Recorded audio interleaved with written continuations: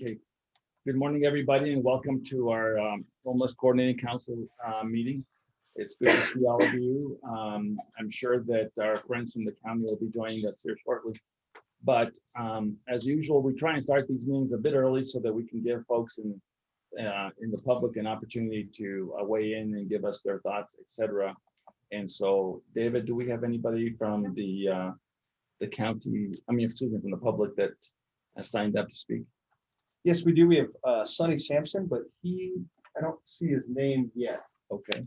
And then committee or council members, there was also a email sent, written comment sent by Alexis Martinez that Deb sent out on Friday to everybody as well.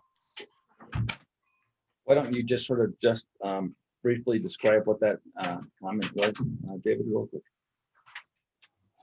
It was the individual was describing how she was homeless at a point, and it was very hard living as a homeless person, and describe some of the difficulties about trying to get food and fear of like when you're what might happen when you're sleeping.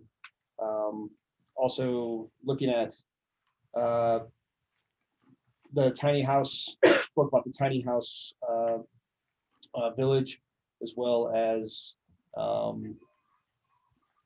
there's, let's see, it looks like there's some other charity about like commenting on some charity about donations, about food and stuff like that. Okay, yeah. Great. All right, well, that was a written public comment, and I think all of you got a copy of that, so I just wanted to make sure we put that on the record. And then the other individual that was signed up for public comment has not joined the call yet. So with that being said, we are ready to start with the agenda. So let's just make sure that for purposes of information, we have President Stokes, who is on the call. We've got Dr. Z representing the university as well. And Terry Babbitt is also on the call.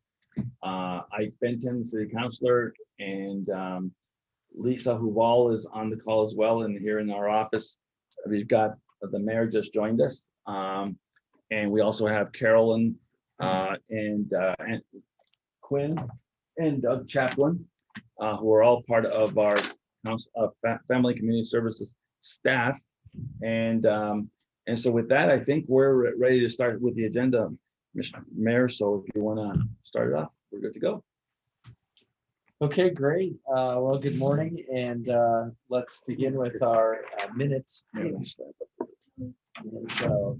the county's trying to join in. Yeah, and I think the county's trying to join in, but we have, we'll go ahead and do our minutes and whatnot. So they've all been sent out, and hopefully folks have a chance to look at them. So any changes or edits to the minutes? All right, if not, could I have a motion to approve the minutes? Move to approve. Ray, is there a second? Second. All right, and let's see, any objection to approving that motion?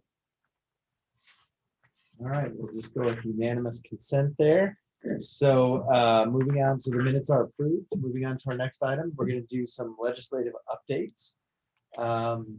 And so I think, oh, and there's Isaac just in time. Isaac, all yours. Hello, Mayor. Thank you for having me, Mr. Chair. Just wanted to let everyone know that House Bill 111 is currently in Senate Judiciary. It's been pared back quite a bit from when it was introduced. Also wanted to let you know that we got the capital outlay from the state legislature. Well, we got almost $4 million for the Gateway Triage Center. That's going to be heard in the committees and then go to the governor's office. And we also wanted to let you know that when the CARES Act, or not the CARES Act, but the new federal money was passed last night, council did our capital program, and in the capital program, there's 3.5 million in bonding capacity for housing, and there's an additional 6.7 for housing that we're going to use the federal dollars for. So that's a quick update from the city on housing. Okay. Okay, other legislative items? Hey, Doug, good to see you. Mr. Mayor, could somebody resend the link to Commissioner O'Malley? Sure, Deb's gonna do it right now. Thank you. And did we ever get county? Looks like not, oh, Julie might be on. Just checking. And Deb's resending the link. I think they're having a little trouble getting. Yeah, we're resending the link, et cetera. But I did want to, on this item on our agenda. Yeah. If Isaac, do you want to touch on this, these other HB 111? That's the one that I Anyone? just said. Just HB mentioned. 111 is, it's in committee, it's in Senate Judiciary right now. Right. There's about another 160 bills in that committee, so we don't know what's going on there. Okay, so no other information on there from anyone? Okay. All right. Let's move on then to our some updates on the Gibson Medical Center with our vision and status of acquisition, existing lessees. Lawrence? Okay, thanks, Mayor. I will touch base a little bit on where we are on the acquisition of the facility. As you all we've reported here a couple of times now, we are in the process of closing on the acquisition of the facility. We believe that our agreement says that we'll purchase the facility by the end of March and take hopefully ownership early April. That is different than before. The ownership group had talked about the end of April, but they are interested in moving forward a lot sooner. So we're hopeful that we can close early April, which gives us obviously an extra month to start doing some work on the facility itself. All of the paperwork is now being reviewed by the attorneys for both the buyers and the city. I mean the sellers in the city, and we'll keep you all posted. Having said that, there's also a process that we have to go through. And at our facilities meeting last week, our Councilor Benton described the process that we'll have to go through. And it really is a process of getting a conditional use permit, if you will, for the site. The site is zoned appropriately. However, as I've said before, we have to go through a process of getting a conditional use under our zoning code. And once that is done, then we can move forward with full use of the facility as it currently is situated. There are a number of lessees in the building that are that we will be contacting here in the next few days, indicating to them the transfer of ownership to the city. Those lessees have at least are a huge opportunity for us to use the proceeds from those leases to help pay for some of the operating costs of the facility. But more importantly, some of those lessees actually provide services, wraparound services in some instances that would be helpful to what we're trying to do on the site as well. So we've asked Doug Chaplin from our Department of Family and Community Services to help with the coordination of if you will, the use of the facility, to get a status on the facility, et cetera, and to be sort of our person on site moving forward. And he will be contacting those lessees to make sure that the transition from one ownership group to the other happens smoothly, and that we can continue to use them going forward. So a lot of work now starts, especially as it relates just to the facility itself and the use of the building, the mechanical systems upgrades, all of that.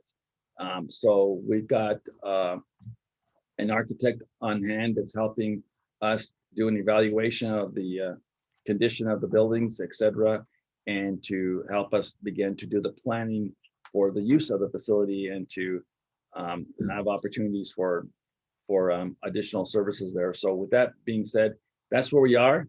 And we'll keep you posted as we get closer to the acquisition date, and then obviously moving forward. I would also just indicate to all of you, as we've done before, if at some point, any of you and Dr. Z, since you're fairly new, if you are interested, I'd be happy to take you out there to have you check out the facility, et cetera, or any other members who would like to. So I'm going to now hand it over to Carol Pierce, our director, and she'll talk a little bit more about the vision, et cetera, and all the work that her department is doing as we get prepared to move forward. Thank you, Lawrence.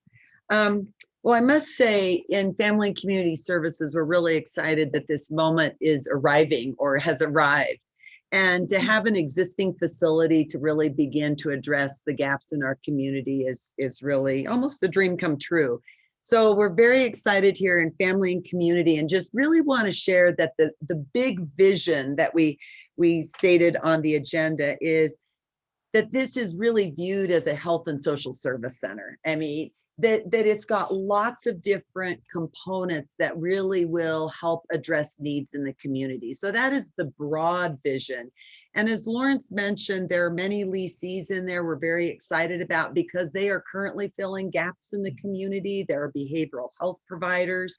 And so it will really be a rich mix of services provided to the community. So that's the very big vision.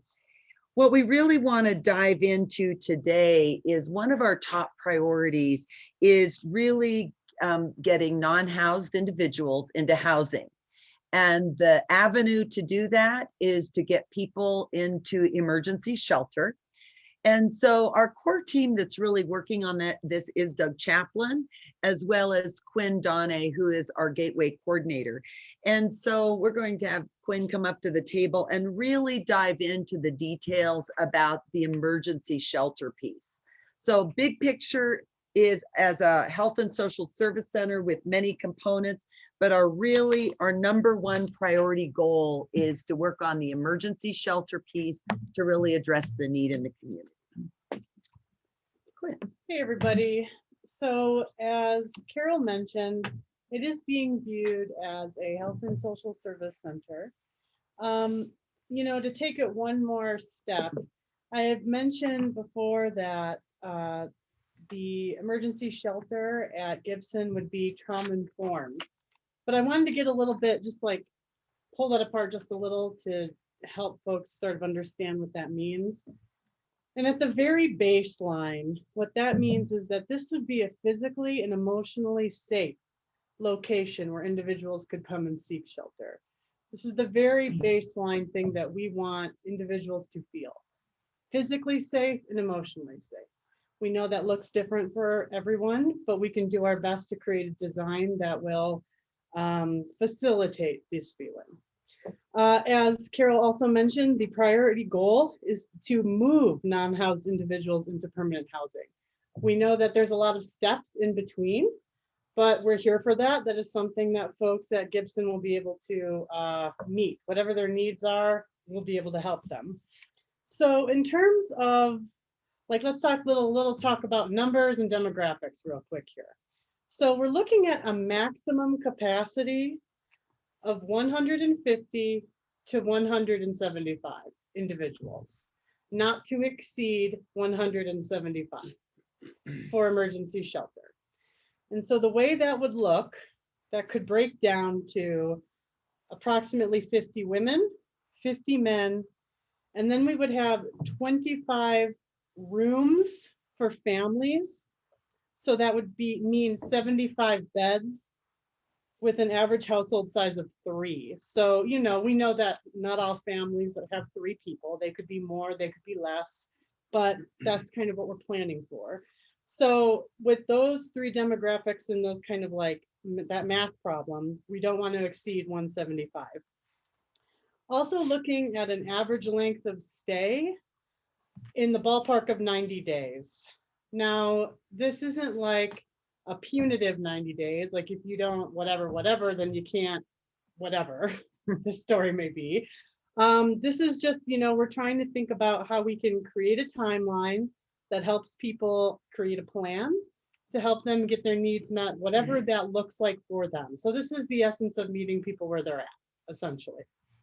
We know that that might look different, you know, and we do want to emphasize that part of this, we do want to talk about exit strategies when individuals come in. Now, I want to preface that and say that's dependent on the individual. Some individuals, you may not want to say, hey, where are you going to go now next when you come first day to seek safety? You know what I mean?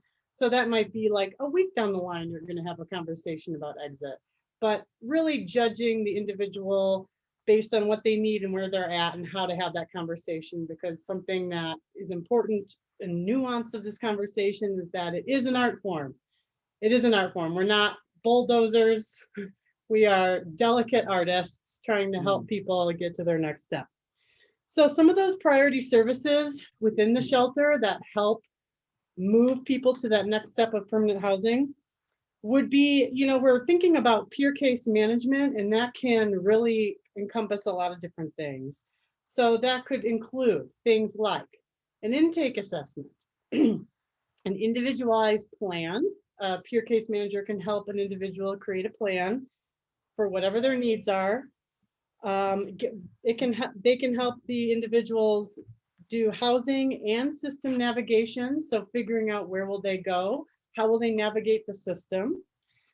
Crisis intervention for in shelter. Also, we're looking at medical care is a need, because we've seen this at the WEC, like this is a need for us to have. And then also things like a SOAR representative. And so that's like a dedicated position that helps folks sign up for benefits and can fast track them through a process. In addition to an emergency shelter, we also see this idea of medical respite as a separate service. So what is fantastic about this is something we do not yet have in our community. So we have social recuperative care, which is like a version of this medical respite within general shelter population. So AOC, Barrett House, they have things like this at their agencies. Now, what medical respite at GMC would look like is that would be outside of shelter. This would be a new service that Albuquerque does not have. Thinking about double occupancy rooms with private bathroom, showers, etc., so folks can recover. But I'm just saying that because it is outside of shelter. This is something new. I just want to emphasize that. And that would be for about 25 to 50 individuals. And if I may add, and thank you, Quinn, so much. You can see we're excited about this opportunity in our community. I do want to thank you, President Stokes and Dr. Z, as well as the county. So in the last 2 weeks, we've begun to have conversations about the roles our partners, our key critical partners on the Homeless Coordinating Council can play. So we talked to UNM about that whole medical piece. UNM has been a key launcher with our service out at the WEC, with our clinic out there, as well as medical respite, and really appreciate County Manager Morgus Baca. We had conversations with Margarita as well, Clay, on the case management and the peer support as well. So we're really grateful for those conversations as we move forward on this first essential piece. So I would imagine, Mayor, I think this is where we really want to have some discussion and questions. Yeah, so sure, let's, if you've got questions and whatnot, and then, I just mentioned too, like, we have to pick numbers to plan around, and that's what these numbers are. But, we'll see, like, this is just the starting place. And, we also know we had a lot of numbers in our West Side shelter, and none of those like even mattered once COVID hit. So anyway, so it's just a starting place. All right, questions, comments on this?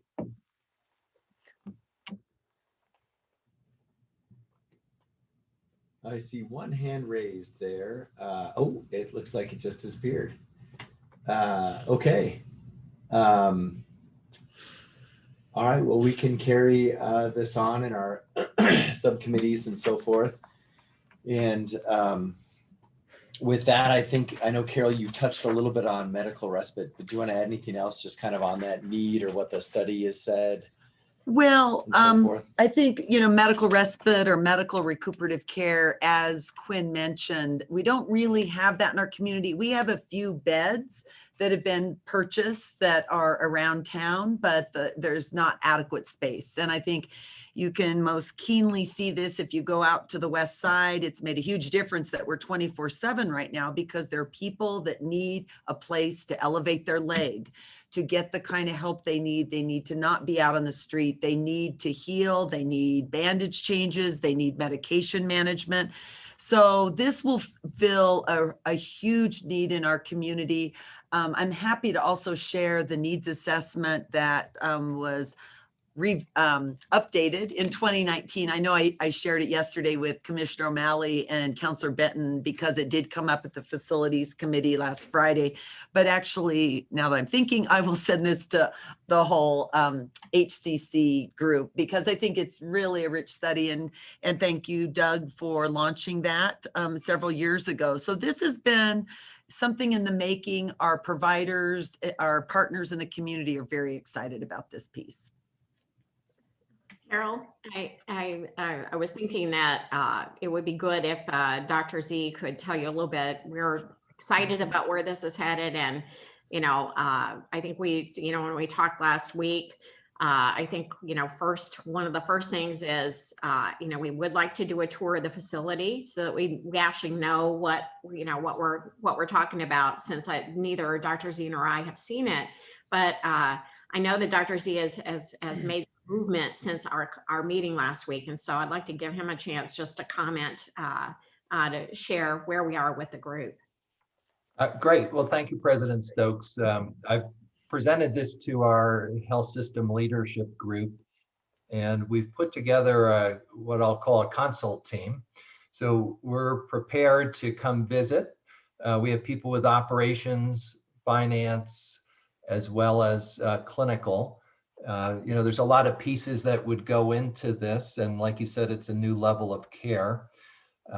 There also is licensure and other matters that would need to be considered. So I think when we see what the space looks like and how ready it is to go versus, there may be a need to upgrade that as a separate item, let alone then the staffing.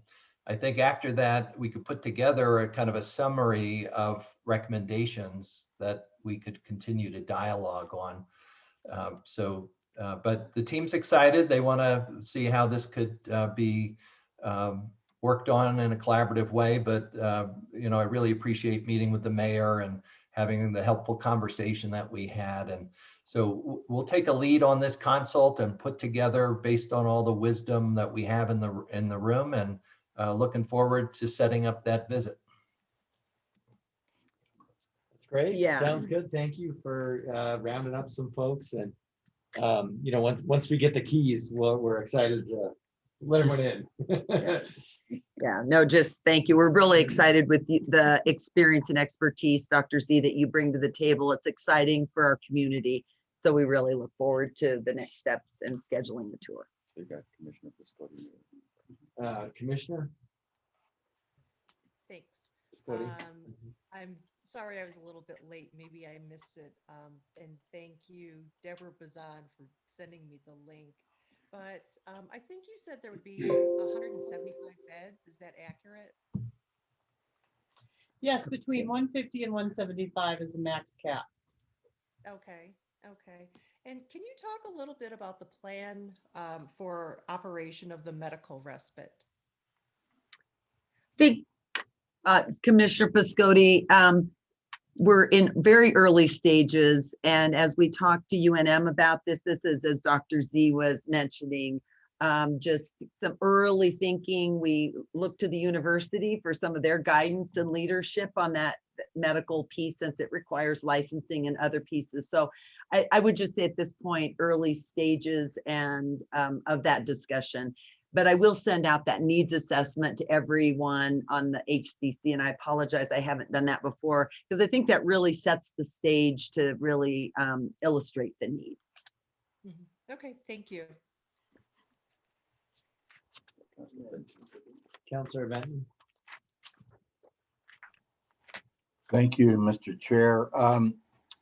I wanted to ask about just a couple specific things about the medical center. what is the status of the state's lease and that space? And have we had any discussions about the future of that? Is that something they're expecting to keep long-term? And does that preclude us from looking at that wing of the complex? Done. It's all over. And it's not coming back. I was told under no uncertain terms. It is, okay, so that's a well. short, And we have access to look at that space. Absolutely. yeah, you know, just from my previous tour, that seemed to be the most, in a way, you know, the best opportunity due to its location within the complex, its age, which means you're not throwing away a lot of valuable, more modern space in the rest of the complex. So yeah, that's good to hear. And then you do have an architect on board, and who is it? Right now, we have Mullen and Heller that we're working with preliminarily. Okay. And to confirm, the medical respite is 25 to 50 beds. Preliminarily, yes. Right. Thank you.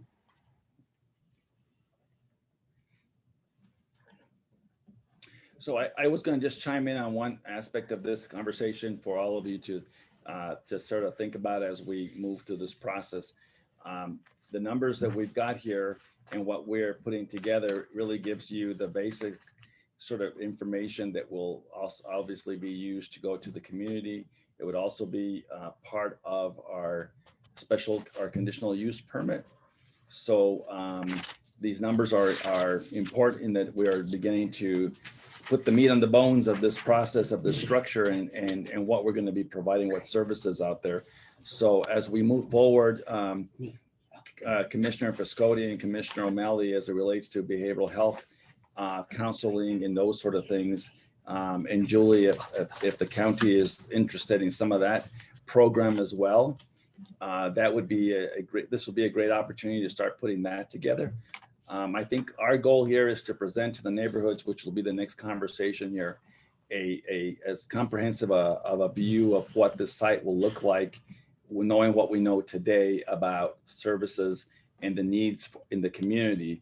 Obviously, this is a work in progress. There'll be other, I suspect, other uses that may come up of the site because it's so big. And there's so many other opportunities for the university, for the state, for even city and county to co-locate other facilities or other programs out there that might be helpful to create this, as Carol has said, a health and social and social service center. So, but we're trying to begin the process of getting this put together in a way that's as comprehensive as we know of as we move forward. So please take a time to look at that and give us your input, because we would certainly want to have that as we move forward. Okay. Thank you. Would you like me to move on to the next agenda item? No, well, it was good discussion. And no, I would just add that we are in general welcoming tenants. So like, while we have numbers that, we think are a good starting place, there's still a lot of real estate there. So I just want to emphasize, like, there's an entire building on the east end.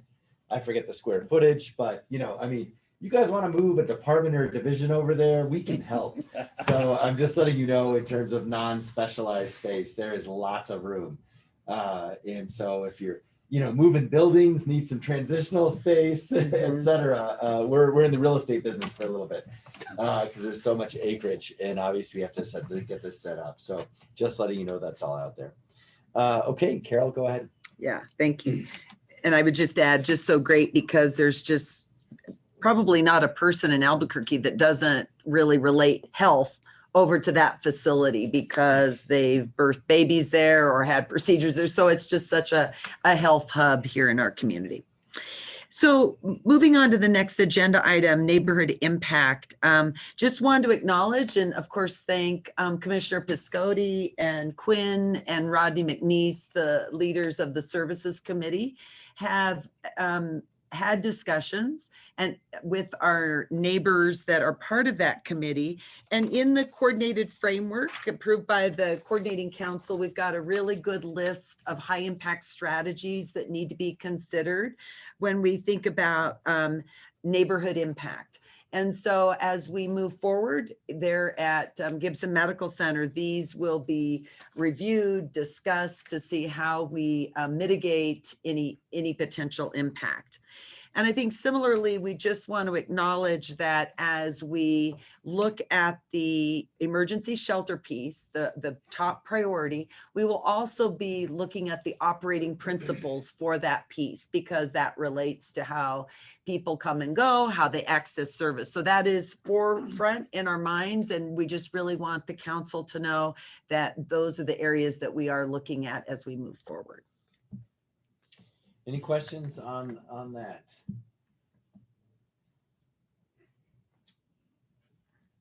Okay. I do want to share that we have some holds for walkthroughs of Loveless. I mean, Gibson Medical Center. So we'll have the administration, probably Claudia, who some of you know or your teams know, will reach out to help coordinate this. But we have April 13th, April 14th, and April 17th. And so we'll have staff kind of reach out and just, but just as a starting place, we wanted to get some holds on there so that we weren't waiting all the way till May just to get everyone's calendar lined up. So we'll follow up administratively, but that's what we have right now is kind of tentative holds. Could you repeat those dates, Mr. Mayor, please? Type them in the chat box there. Yep. Sure, and we'll Yeah, thanks. Yeah, very good. Okay, Carol. Yeah, thank you, Mayor. I'd like to tee up this next piece on our community input plan by introducing a new member of our team that we're very excited about. So everybody can see Kenzie Cooper right there on your screen. And Kenzie Cooper is a seasoned communication person, has been working here in the city, and we're really excited. We're in the process of having her be our public information officer for Family and Community Services. So that is a new position. We're very excited about it. She brings a wealth of enthusiasm and experience. And so Kenzie, welcome. And we'd love to hear for you to talk about our community input thinking. Sure, thanks, Carol. As Carol mentioned, I'm a new member of the team, but I have been working with Family and Community for the past couple of months. And one of the pieces that I've been helping with has been on how to engage the community on this project. We know that community input has been and will continue to be a critical part of this project as it progresses, and has been on the forefront of our minds as we move forward. We just wanted to be really thoughtful about it and what it looks like. So for the past several weeks, we've been working on a plan that will build on previous community input, which, as a reminder, included, in-person community input session, online survey, focus groups with people experiencing homelessness. And our goal is to both provide updates and to also create two-way communication with the community who will be impacted by this project. That's likely going to include engaging neighborhood associations and also offering forums for community input. We're still finalizing the details and the next steps, but we expect to have that a little bit more nailed down and rolling out in the coming weeks. Thank you, Kenzie, so much. Any questions for Kenzie? And she's just a delightful addition to our team. You might want to give him her number. So Kenzie, will you tell us your phone number or your email? We can put your email in the chat box if people want to reach out. And David can get that in there. Thank you, Kenzie. And Kenzie mentioned this. We have done focus groups in the past with unhoused individuals. It was very helpful. I feel like we learn a lot when we hear the voice of those that we want to serve. And with that, we're building on that. And Quinn will talk about the lived experience survey that we're getting ready to roll out. Sure thing. So lived experience survey. So this is for specifically for people who have lived experience, and they want to have input on some of the design elements within a shelter. So, forgive me, I didn't have it in front of me, but the link is on the agenda, so anyone can go and look at it. But there is questions around things like what's important to have in a courtyard. Who is the first person, like when I'm in my first 24 hours, what's most important to me when I get there? Is it knowing who to turn to in an emergency? Is it knowing where to, get my, whatever? There's a lot of different options. I apologize again, I don't have the details. But, things like locker space, safety, why am I not going to a shelter? That's also a question that's important for us to know. Are folks not going before X, Y, and Z, or do they just not feel like going? So kind of getting around that. So the plan for the lived experience survey is to have folks at our wellness motels and the Westside Emergency Housing Center be able to take that. I'm also going to be reaching out to the Friends Meeting House with Sarah Keeney to talk with her about giving the survey as well. And I was going to hook in with our outreach teams here in the city to see if folks would be interested in that. Commissioner O'Malley, maybe we can connect about the tiny home village to see if you have any new residents that would be willing to take that. But this is a very easy survey. I just want to emphasize that. It's 9 or 10 questions, but that includes also a little information about yourself. So they are self-explanatory. It can be done on a phone. So if you're talking to a person, you can just input. It's all on SurveyMonkey, and then all the data will just aggregate itself. So I'm really looking forward to that. And that is what I will say about that. And then the next part of the agenda does mention neighborhood impact again, but I did just want to say also that UNM has been really great partners in the research aspect of this. So they put together a team. I think they're the Homeless Research Institute or something like that, to that effect. And they are definitely looking into the questions we are asking about neighborhood impact. So that's going to be very fantastic to see how that rolls out. And also they are taking the folks that are in the services committee that are part of neighborhood associations. They will be inviting them to help craft some of those questions and those evaluations. So looking forward to that too. Thanks. Great. Thank you, Quinn. I think what we've added next on our agenda is to have some high-level report out from our committees. And Councilor Benton, thanks for reminding us at the last coordinating council to make sure we included that on the agenda. And so first we've got coordinated street outreach. I know Lisa's there, and we'll need to add in the other co-chairs for that as well. Hi there, and Dr. Lynn and then Commissioner Barboa are the other co-chairs for coordinated street outreach if they're in the waiting room. So our coordinated street outreach committee has been doing some really great work. I think one of our recent accomplishments that we're quite proud of is we did finalize a coordinated street outreach agreement, and our different street outreach providers are now in the process of signing on to that. This is it's a short but high level document that establishes the foundation for how our organizations in our community that provide street outreach will work together. So it's sort of agreeing to a shared definition of street outreach, recognition that there's different levels of outreach and they're all important. So providing basic supplies like water and food is really as important as providing medical care out in the field. It all works together as a system. And also establishes a commitment to working together to identify and establish shared outcomes and evaluate outcomes. So again, it's high level, but it's really, it's an important step for our community in terms of coordinated street outreach. It really sets an important foundation for the work that we're going to continue to do together as a community. So that was one of our high impact strategies, and it's exciting to be able to kind of check the box on that one. Another high impact strategy is to create a street outreach coordinator position. We have identified the need to have a person in our community really whose job it is to focus on working with street outreach providers and other entities like law enforcement and our new community safety department and our folks that address encampments on public property to work with all of these groups and to coordinate their activities. I'm excited to report that Family and Community Services has identified funding in our FY22 budget to be able to bring this kind of position online. We don't plan to do it in-house. We think this should live with one of our nonprofit partners who has deep expertise in street outreach.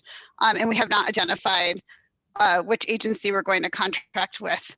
But what we have been doing in the Coordinated Street Outreach Group, which has been really exciting, is collectively developing a job description for that person so that there's a shared understanding and agreement about what function they will be playing in the community. And that is that's my high level update. Thank you so much, Lisa. And it doesn't look like your two co-chairs, Dr. Lynn or Commissioner Barboa, were able to join us today. So thank you so much. Very exciting on the street outreach front. And with that, let's go to the youth house. Let's see if there's any questions. Oh, I'm so sorry. That's right. Any questions or any comments for Elisa and the team? I noticed Councilor Benton, you nodding when she was talking about using, a nonprofit to do this work. So my assumption is that you feel comfortable with that. I mean, I think it really is a great work that you guys are doing, Lisa, especially, ensuring that those folks that are out there doing the work are part of that team and getting a sense of what they see on the street. This is really super important. I think this is the one issue that we've been talking about in the facilities committee is and Councilor Benton's been the one leading the charge, just having some kind of a pamphlet that we can give people that who to call, who can connect it with people with services, etc. So I think we should bring this document to this group at the next meeting so they can get a sense of what it looks like. And once you put the meat on the bones on the document, that'd be great. So any questions from any other members? Lawrence, since you mentioned me, I do. That was my only question for Lisa. I loved everything I was hearing about street outreach, but that was my one question as to, and I think across the board, aside from our three institutions, we just keep saying it in every regard, building the capacity of the great caring people in this community who are already doing this work or inclined to get into it, that feeding that pipeline and having great relations with those groups is the key to our success. So thanks for that mention. I just wanted to talk about that. We talk about that a lot in the housing committee, which is that we've, the city and the county and the university are not in the business of building housing. What we need are to build the capacity. So thanks. Dr. Z, you had your hand up. Yeah, I just want to say this is terrific. I really appreciated the update in this area.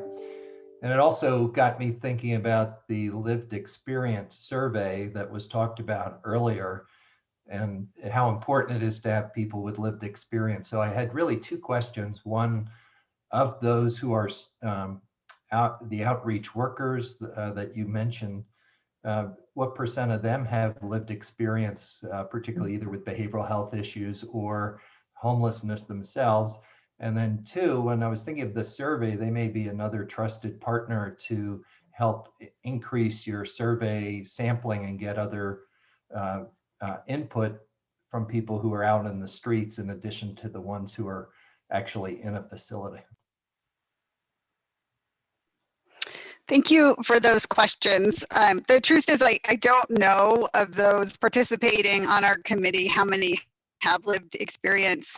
And it's generally one representative from each organization on the committee, but they're working with a team of outreach providers. And I do think some of the folks on that team are people with lived experience, but I can't tell you like an exact percentage.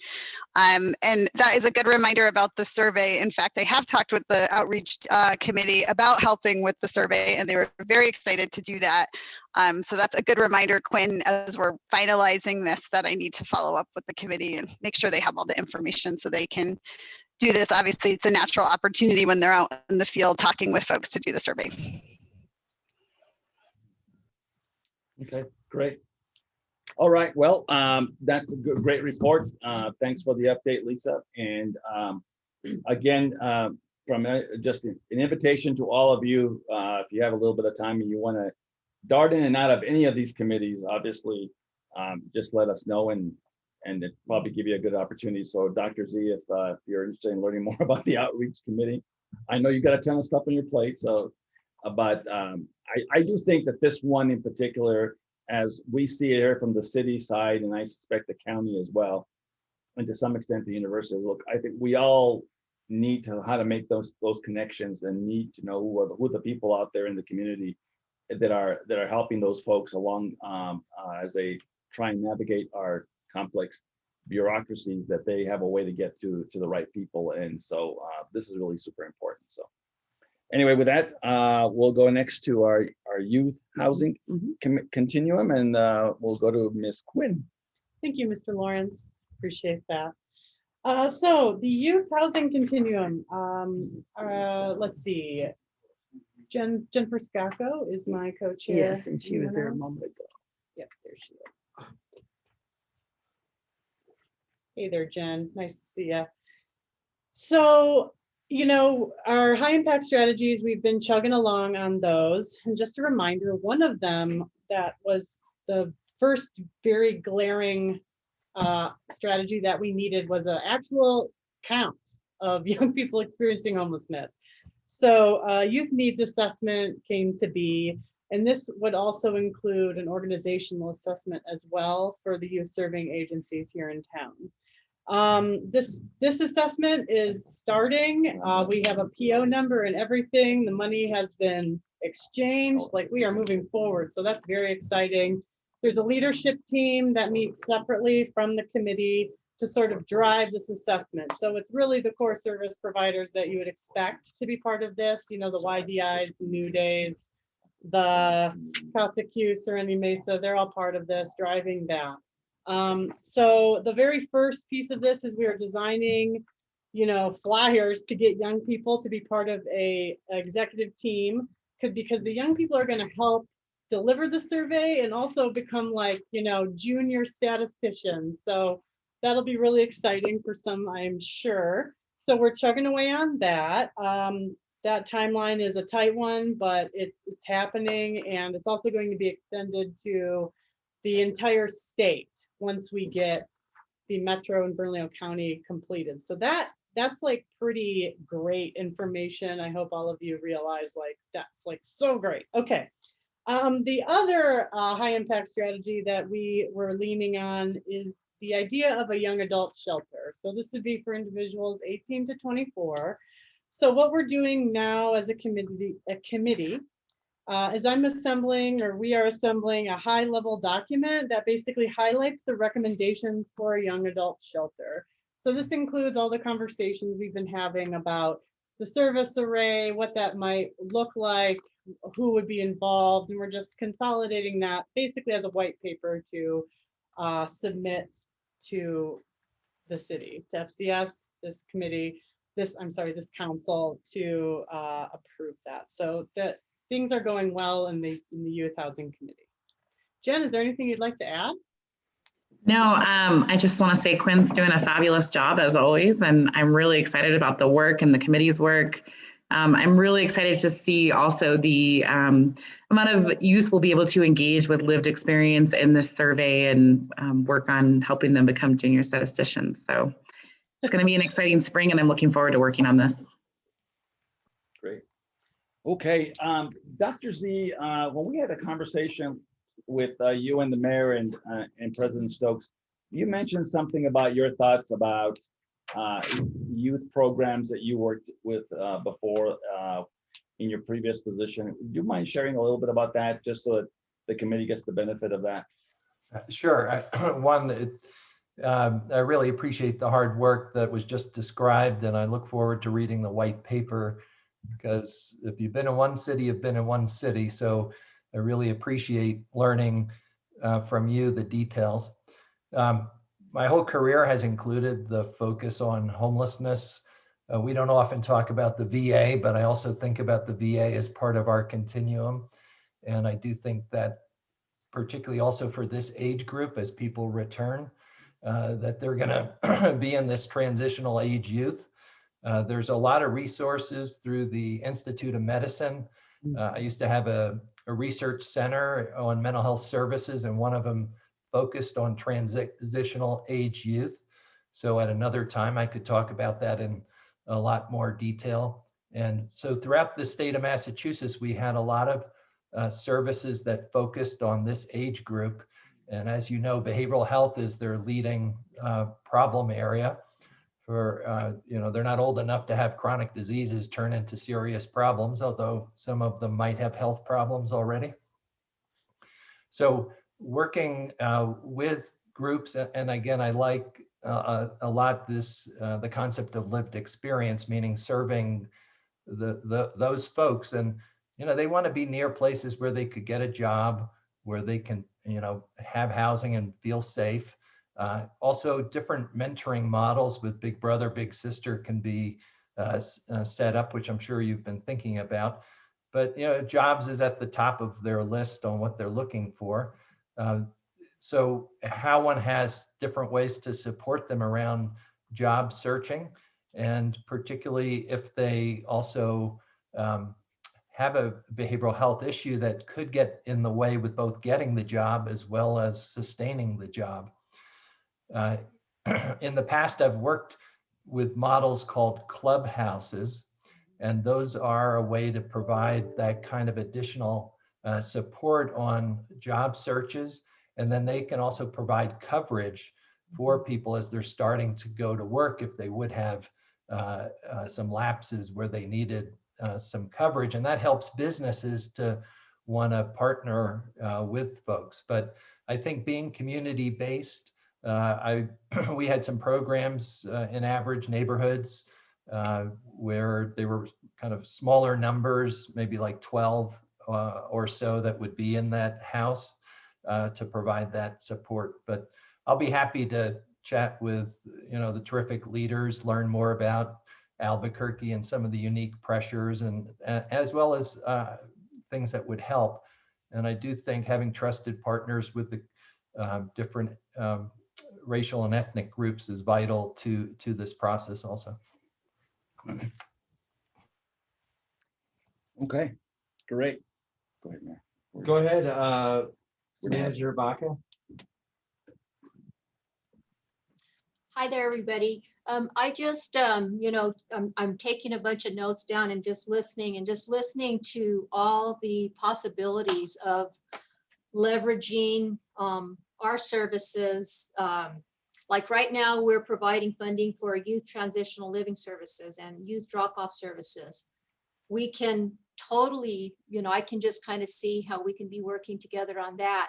We're working with the young adult court at Second Judicial District Court on services that we're providing at the CARES campus, that we could totally be working with you all on this. So I know that Margarita and Carol have been talking about this, and they're probably saying, yeah, we're already doing this. But I just want to just say that there's a lot of room for working together. It just kind of all fits and it all makes sense. So I'm just going to kind of ask that, we continue to work on that, and I'll, Margarita and I will certainly meet and talk about it. And I think Jennifer is shaking her head and she's saying, yeah, I think we're already doing that, Julie, but I just want to make sure that we are working together on that. We're not reinventing the wheel. Thanks, County Manager. And I think that's really great that you said that, because inevitably out of this assessment, there will be recommendations that the BHI could 100% support, that the city could 100% support if there's around housing, et cetera. So I think there's a lot of beautiful possibilities for partnership that could really help our young people that are in need. So thank you. And Quinn, can you remind us, and you may have said this, the estimated time when that survey will be done, so that we'll see the council will see those recommendations? Roughly. Anticipating end of summer. Okay. I think that sounds fair. If we want to be like super fair, let's say September. Great, thank you. Okay. All right, other questions, comments? Okay, on to the next one. I think the next committee is the Homeless Services Committee. I know we've talked quite a bit about that, but Quinn, or we've got Rodney McNeese, as well as Commissioner Piscotti. Yeah, so, like Carol said, a lot of what we've been doing has already been mentioned. That the first 90 days of that committee was really hard hitting with coming up with our framework that was approved by the HCC. So what's really fantastic is those suggestions and those recommendations are now being used to outfit some of what we're trying to do at GMC. So we're taking this considerations very seriously. Not only that, but also the neighborhood mitigation piece. So that's what I can say there. And then Rodney and Commissioner Piscotti, if you'd like to add. Thanks, Quinn. Good morning, everyone. I agree. I mean, I think what's exciting is a lot of the work I think that we've been doing has been talking about programs and services and needs and kind of creating this outline without necessarily huge amounts of detail under some of that. But I think we're kind of at the juncture now, especially with the purchase and moving Gibson forward, of how some of these pieces could begin to become more operational, and how is that going to begin to roll out and work. And so I think it's kind of at a transition stage from that more conceptual work to actually now getting into how do we begin actually building some of this. And the other thing I would just say important not to lose is the whole neighborhood and the mitigation issues with that. We've had a huge amount of conversation with the neighborhood folks about those topics and strategies, and there are a lot of strategies that can be employed with that. And also the community, having good community communication and outreach, I think is going to be very important as we go forward, so that we're making sure we're keeping everybody kind of on the same message as far as what is happening, and making sure we're taking into those things into account. So thank you. Okay, thank you. Commissioner Piscotti. Yeah, no, I just wanted to say thank you, Rodney and Quinn, for that summary. And I know Margarita is on the Zoom somewhere, so I didn't know if she wanted to chime in. But maybe not. Maybe you covered it all. Oh, there she is. Hello, Commissioner members. I'll just echo that. I think we're working, as the manager mentioned, we met with Carol last week to start talking about ways that we can leverage supports, peer supports, and things like that. But absolutely happy to continue the conversation on youth transitional living services. We just recently executed an agreement with New Day for capital investment for their peer drop-in center, which is actually opening here in our near the care campus, which is not too far from the Gibson site. So we may want to think long-term about ways that young folks can access that drop-in center who are also residing in short-term stays at the Gibson site or other sites in the community. So lots of conversation to continue to happen around how we can leverage existing services that the BHI is funding, and above and beyond that, the services that are being provided at the care campus, right? Because many clients can also benefit from accessing the services we provide here.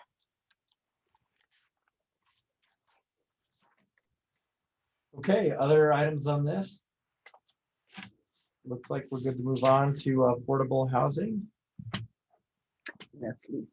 Lisa, I think we'll get you in here. All right. Hello again, everyone.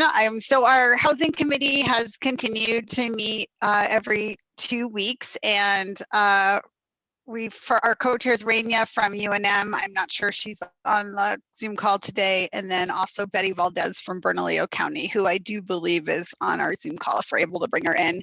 And then Commissioner O'Malley and Councilor Benton also participate faithfully in our housing committee meetings, which is much appreciated.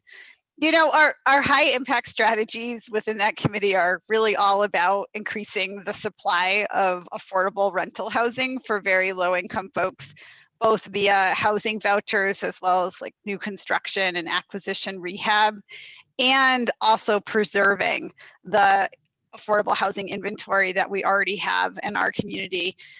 And what we've really come to realize in our committee is that as we identify or attempt to identify strategies for increasing the supply of affordable housing and protecting our supply of affordable housing, we need to set some targets for where we're trying to get to. We're very lucky to have the Urban Institute report, which helps us understand the overall need. And within that, we think we could be more effective if we have some clear 5-year targets for increasing supply of vouchers and construction, acquisition, rehab, and then preserving units. And then within that 5-year target, some annual targets. So that's what we've been working on over the last couple meetings, is developing those targets. It's challenging to do that. There's lots of things, lots of different considerations we have to take into account. But our goal is to bring those recommended targets back to the Homeless Coordinating Council sometime soon within the next month or so. And I invite Betty or Councilor Benton, Commissioner O'Malley, anything you'd like to add to that? Lisa, this is Betty, but I think you've covered it all, and thank you for doing such a good job steering us in this committee and leading us. Thanks. Go ahead, Councilor. Yeah, I want to emphasize that the quality of the discussions we've been having at this committee. I mean, I think it's an exceptional committee of persons who have been in the industry of building and developing these projects, and just a very diverse committee. And this the infamous spreadsheet or chart of a 5-year plan that we've been struggling to fill out over the last 2 or 3 meetings is it's daunting, but it illustrates the quantity backlog that I don't know, what do you want to call it? So that it's not a backlog because it's never existed. Dedicated dwelling units for lower income working people and people who don't have a job, for that matter. This is the segment that's going to continue to contribute to the homeless challenge as long as we don't figure it out. But sheer quantity of trying to make a dent in the numbers that we know are in need, it has been challenging to do that, even for a 5-year plan, which I think that is the correct way to go. We should be talking about a 5-year plan, and that 5-year plan we've been discussing, knowing that's only going to make a dent in it. Even a 5-year plan is going to make, if we're successful, a dent in the overall affordability of housing in this city for working people, and especially the lower, the 30 AMI, that segment it's a real challenge. It is unaffordable in Albuquerque, and it's funny because the national dialogue is always, we have such affordable housing in Albuquerque, come here and move here. And on that scale of people who are better off, it is, but this is a different story we're talking about here. And yeah, I wanted to really give it hats off to I won't talk too much more today, but I really want to give a hats off to Quinn. We are so lucky to have Quinn on this. And I said last night at the council meeting, we are so fortunate to have the leadership at Family Community Services Department, the present leadership, including Director Pierce and Lisa and everybody. So I think I love what I'm hearing about the outreach coordinator. There's so many good things, but yeah, so I'm going afield from what we've been talking about in the committee and the housing committee, but it's really a robust, good discussion, albeit challenging. All right, well, I feel like Quinn's a good hire, so I'll just echo that one. Anyway, Thanks, guys. appreciate it. All right, so let's see, other items on affordable housing. Looks like we're good there. Let's do facilities. I know we've talked a lot about facilities, but anything else you want to add? I would only add on facilities is that we met on Friday, our committee, and I gave you all a briefing on where we are with GMC. I would also just let you know that Doug Chaplin, who is here behind me, is going to be our coordinator, if you will, for things at GMC, if you will. So if you need information, et cetera, on facilities, et cetera, please get a hold of Doug, and I'll have David here put it on the chat box, so you'll have a contact number for him.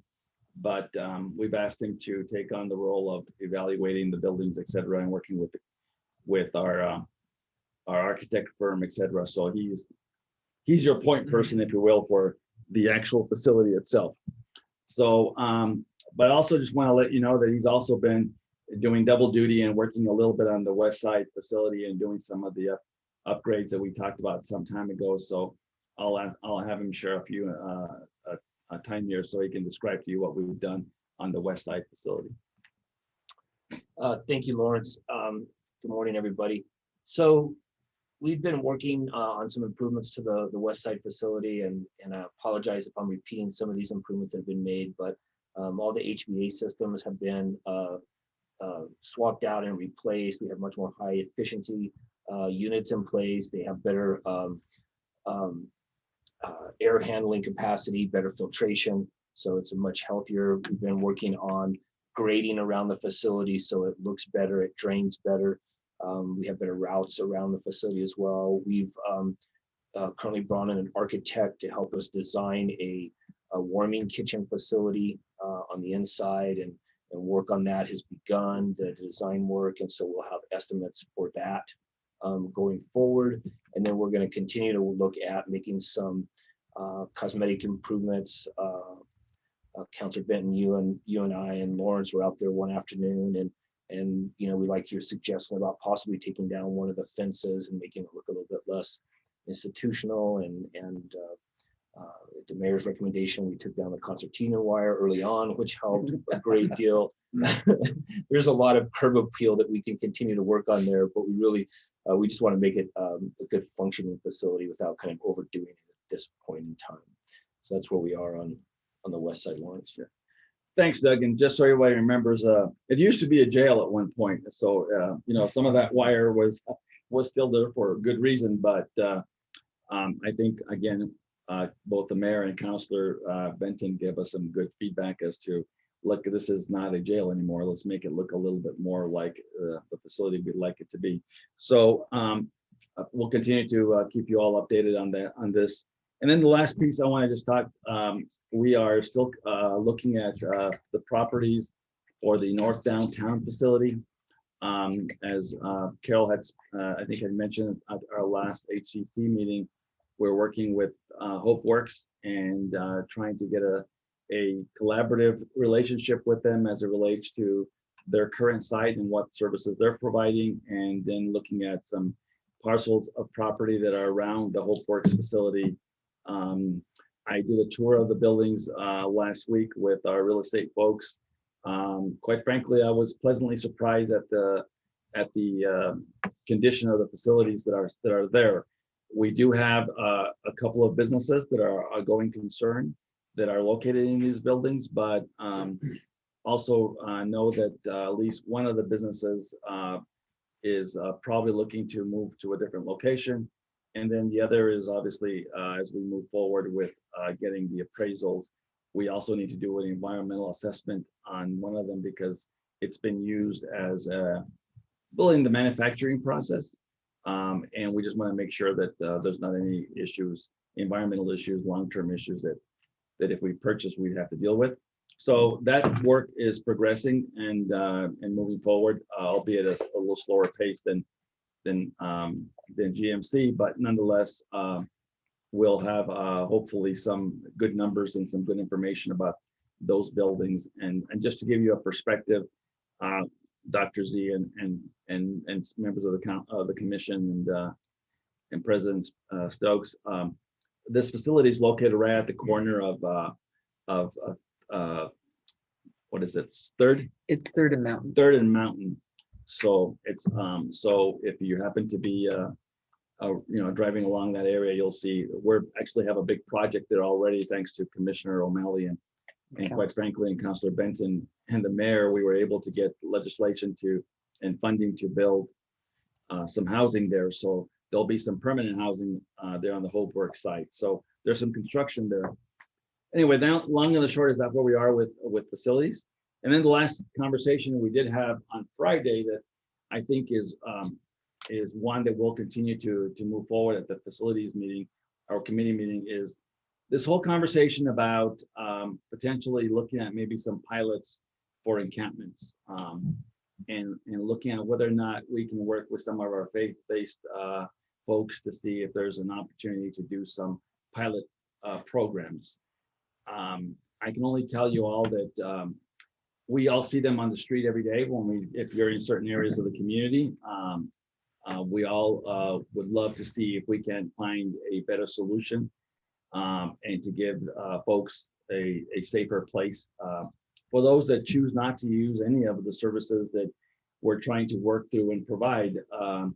So there's a lot more to be done on this, and so don't have a lot of details for you, but I know that Commissioner O'Malley has been interested in having the conversation, as we are, and I don't know, Commissioner, if you want to add anything to that, but that'll be something that we'll continue to pursue at the Facilities Committee and hopefully come back with some thoughts and some initiatives that maybe we can all support, and using our faith-based community members to see if they can help us with dealing with that.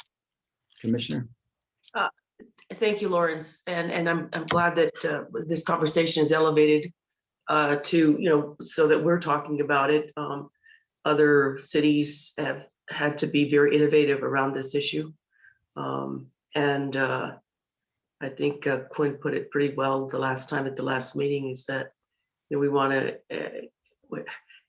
for a lot of people, their tent is their home. And so, it's hopefully not a forever home, but at this time it is. And what can we do to make a safe place for people as soon as possible? We have there's always these plans, to do the larger structures, and that's infrastructure that takes time, and we have a crisis on our hands. And so what can we do? I mean, it's going to get warmer, but then it's going to get really hot.